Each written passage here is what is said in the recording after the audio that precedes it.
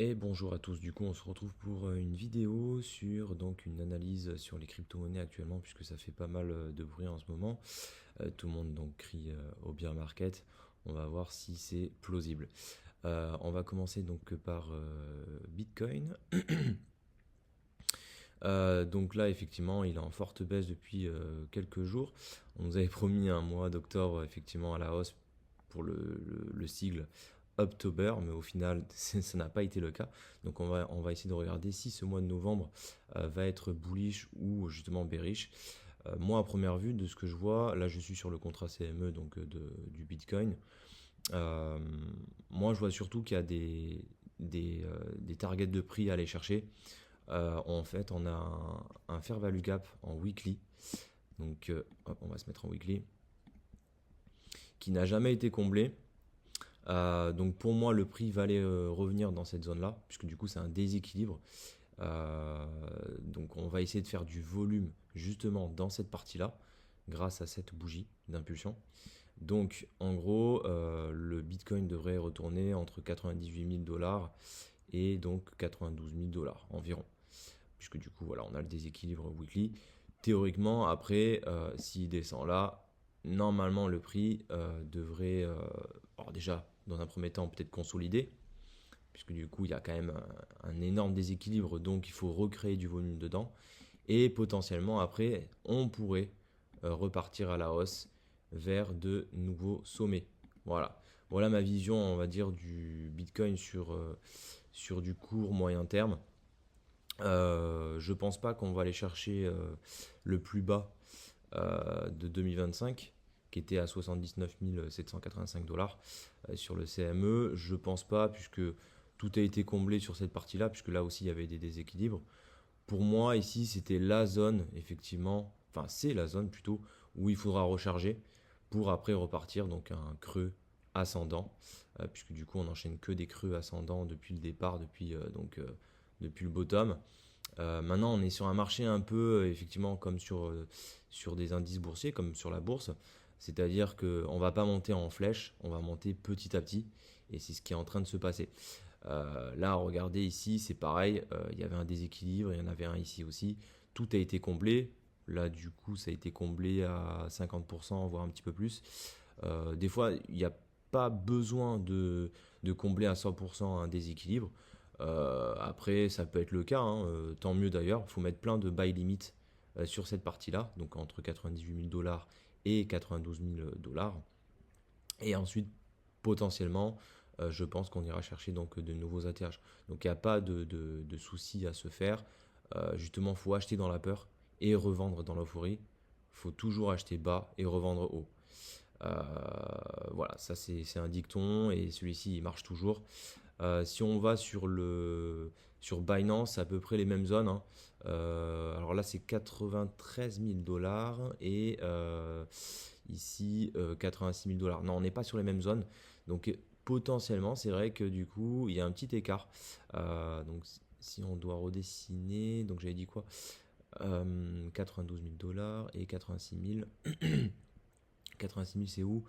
Ok, à peu près par là. Est-ce qu'il y avait peut-être pas comment dire, un déséquilibre en daily en 86 000 dollars? Non, pas forcément. Après, voilà, sur le CME, c'est un peu différent. Mais il faut le suivre parce que c'est hyper important le contrat CME. Faut jauger entre les deux. Là, pour moi, dans tous les cas, faut mettre des buy limits. Donc 92 000 dollars et 86 000 dollars. Tant mieux si ça va à 86 000 dollars, puisque du coup, on baisse notre prix de revient. En plus, il y a une petite confiance puisque du coup, on est dans la RZ, donc la zone de rechargement entre ce plus bas et ce plus haut. Donc hop, on prend le retracement de Fibonacci, point bas, point haut, et on est bien dans la zone de rechargement. Toujours quand les 38,2 cassent, donc pour le moment c'est en train de se casser, généralement le prix va donc chercher la zone de rechargement. C'est là où les institutions donc, vont recharger. Il y a en plus une confiance avec donc, le fair value cap, donc le déséquilibre en weekly. Pour moi, le prix a tout intérêt à revenir là-dedans pour après repartir plus haut. Voilà, ça c'est mon analyse du Bitcoin, analyse de Ethereum sur le contrat CME. Donc depuis quelques jours, nous sommes donc sur une phase baissière, hein, depuis quelques jours, voire même quelques semaines. Donc on va voir où peut rebondir donc l'Ethereum. Globalement, c'est à peu près la même chose que Bitcoin. Donc en soi, donc il va aller chercher des targets de prix où le prix n'est jamais revenu dedans. Donc là, on voit un fair value gap en daily. Même globalement, d'ailleurs, on va supprimer ça. Je vais mettre plutôt en weekly. Hop, on va les faire ensemble. Hop, ici, effectivement. Alors, on est pour le moment, hop, dans le déséquilibre weekly. Alors il est immense, hein. Donc déjà ce qui est bien, c'est qu'il est allé chercher le plus bas de août, ouais, le plus bas de août 2025. Donc là on est déjà sur un bon prix déjà d'achat, on peut mettre des ordres. Mais globalement, effectivement, ça peut valoir le coup également d'acheter avec plusieurs balles limites jusqu'à donc jusqu'ici, hein, au final, hein, jusqu'à 2774 environ.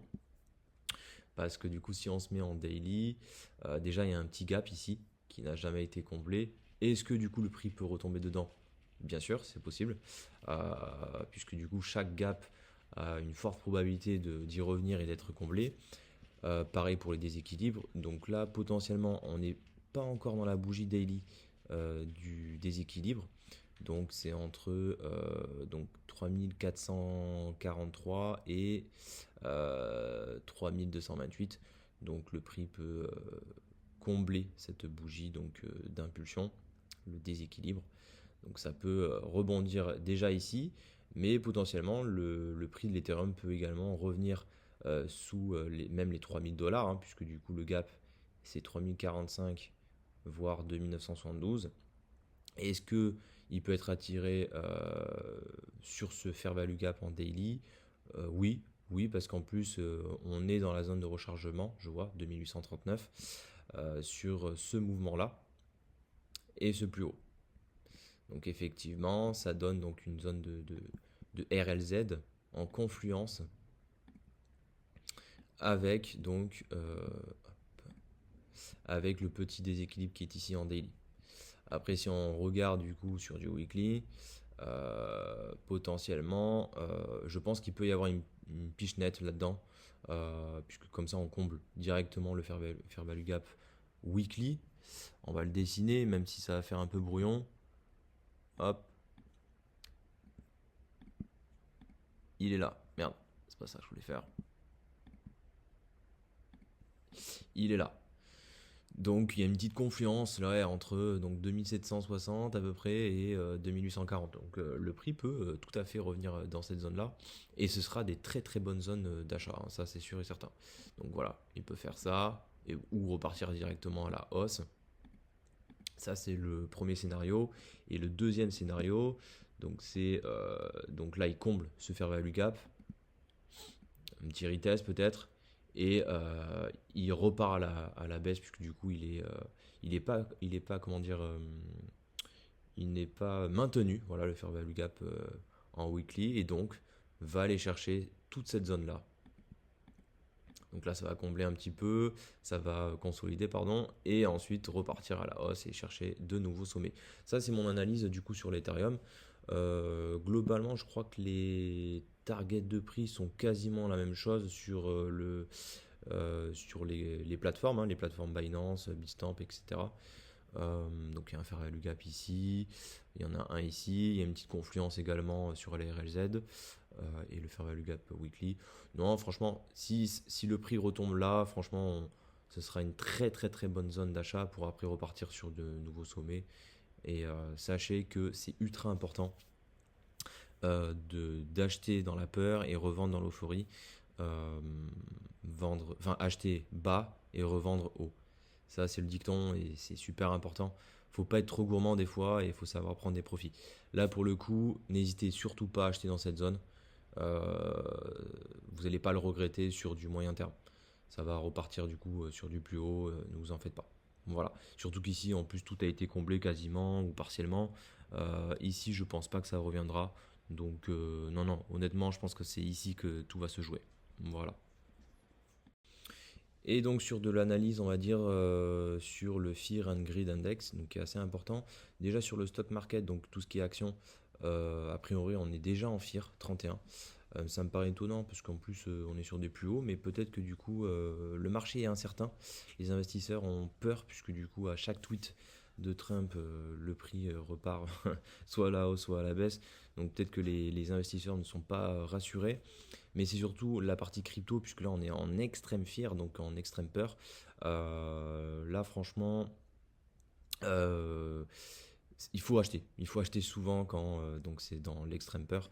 On va regarder aussi avec dans cryptocurrency, coin market. On va aller hop, dans le Fear and Greed Index, il est pas mal le leur aussi. Ouais, c'est bon, il y a tout. À chaque fois, du coup, qu'on est en extrême fear ou dans le fear, en tout cas, ça marque les bottoms. Si on regarde sur cette partie-là, à chaque fois, ça a marqué le bottom et c'est reparti à la hausse. Également, donc ici. Et là, pour le moment, on est sur peut-être un nouveau bottom et puis après repartir donc sur de nouveaux sommets. Pareil ici. Alors ça, c'était quand le 23 août 2023, ok, jusqu'au septembre, puis après c'est reparti directement à la hausse. Donc il faut acheter souvent, enfin c'est même pas souvent, il faut acheter en fait quand il y a la peur qui s'installe sur les marchés, donc sur les marchés crypto ou même en bourse, et revendre justement quand on est sur de l'euphorie.